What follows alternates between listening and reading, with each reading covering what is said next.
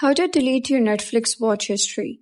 Hello guys and welcome back to the channel. In this video, I'll show you how to delete your Netflix watch history. So let's get started. First of all, you gotta open your Netflix application and then click on My Netflix at the bottom right corner.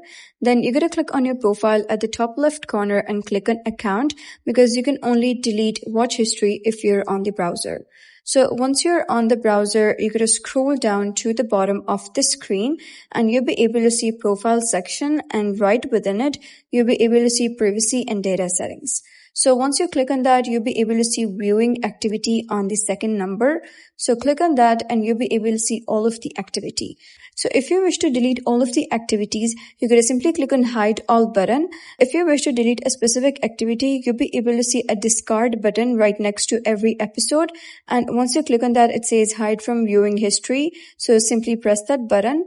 And once you do so, you'll be able to see that I only had one episode. So that has been hidden or deleted. So that's it for today's video. If you found this video helpful, please consider subscribing and leaving a like. It really helps me out, and I'll see you next time.